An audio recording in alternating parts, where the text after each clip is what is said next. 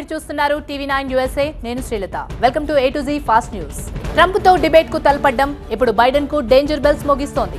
అగ్రరాజ్యం అధ్యక్ష పీఠానికి పోటీ పడుతున్న డెమోక్రటిక్ పార్టీ అభ్యర్థి అమెరికా అధ్యక్షుడు జో బైడెన్, రిపబ్లికన్ అభ్యర్థి మాజీ అధ్యక్షుడు డొనాల్డ్ ట్రంప్ మధ్య కొద్ది రోజుల క్రితం వాడీవేడి డిబేట్ జరిగింది.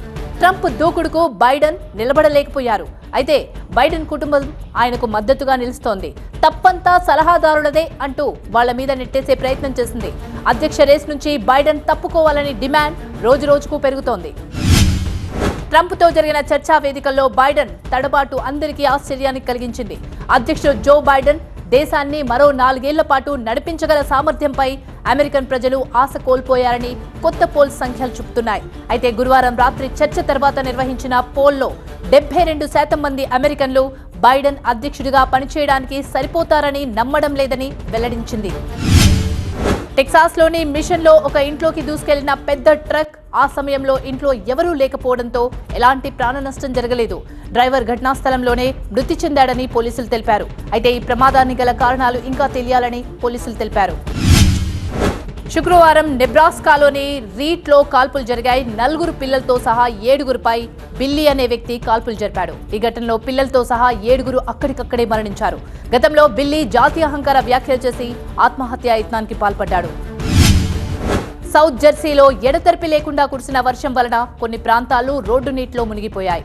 భారీ వర్షంతో దక్షిణ జెర్సీలోని కొన్ని ప్రాంతాలకు వరద ముంచెత్తింది. ఓషన్ సిటీలో ఫిల్డెల్ఫియాలో వీధులు జలమయమయ్యాయి. ఎయిర్ క్రాఫ్ట్ మెకానికల్ ఫ్రాటర్నల్ అసోసియేషన్ తో కార్మిక వివాదం కారణంగా వెస్ట్ జెట్ 800కు పైగా విమానాలను రద్దు చేసింది. ఎయిర్లైన్ తన ఆపరేటింగ్ ఫ్లైట్ ను వారాంతంలో 200 నుండి 30 విమానాలకు తగ్గిస్తోంది. దాదాపు దీనివల్ల 50,000 మంది ప్రయాణికులు ఇబ్బందులు పడుతున్నారు. యార్డ్ సమీపంలో ఒక టెస్లా మోడల్ 3 కార్లో డబుల్ డెక్కర్ బస్సును ఢీకొంది. ఈ ఘటనలో ఒకరు మరణించారు, మరో 5గురు గాయపడ్డారు. టెస్లాలోని ప్రయాణికుడు సంఘటనా స్థలంలోనే మరణించినట్టు ప్రకటించారు. డ్రైవర్తో పాటు మరో 4గురిని హాస్పిటల్కు తరలించారు. న్యూయార్క్ మాన్హట్టన్లోని 50వ స్ట్రీట్ సబ్వే స్టేషన్లో మిస్టీరియస్ బెల్ దాదాపు 2 వారాలుగా మోగుతోంది. వ్యాపార యజమానులు మరియు ప్రయాణికులు అసలు శబ్దం ఎక్కడి నుంచి వస్తుందో అని అయోమయంలో పడ్డారు. సెంట్రల్ న్యూయార్క్ లో పోలీసులు 13 ఏళ్ల బాలుడిని కాల్చి చంపిన వీడియోను పోలీసులు విడుదల చేశారు. బాలుడిని పోలీసులు కాల్చి చంపిన తర్వాత దర్యాప్తు జరుగుతోంది. ఆ బాలుడి కుటుంబ సభ్యులు న్యాయం కోసం డిమాండ్ చేస్తున్నారు. ఈ ఘటనపై న్యూయార్క్ అటార్నీ జనరల్ కార్యాలయం విచారణ జరుపుతోంది. 4 దొంగల బృందం వెస్ట్ హాలీవుడ్ లో హ్యూనర్ జ్యువెలరీ నుండి 100ల కొద్దీ నగలను దొంగలించారు. దొంగతనం మొత్తం సీసీ కెమెరాలో రికార్డ్ అయింది. పోలీసులు అందరినీ విచారిస్తున్నారు.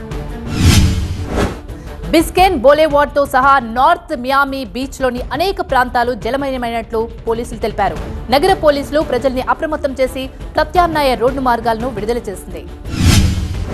ఐరోపాలోని అనేక యుఎస్ సైనిక స్థావరాలను తీవ్రవాద దాడులు మరియు ఆందోళనల కారణంగా సైన్యాన్ని అత్యంత అప్రమత్తంగా ఉంచారు. సైనిక స్థావరాలను మరింత హై అలర్ట్ చేశాయి. ఉగ్రవాద ముప్పుతో ఐరోపాలోని యుఎస్ సైనిక స్థావరాల భద్రతను పెంచింది. ఇది ఇవాల్టి A to Z fast news. చూస్తూనే ఉండండి TV9 USA.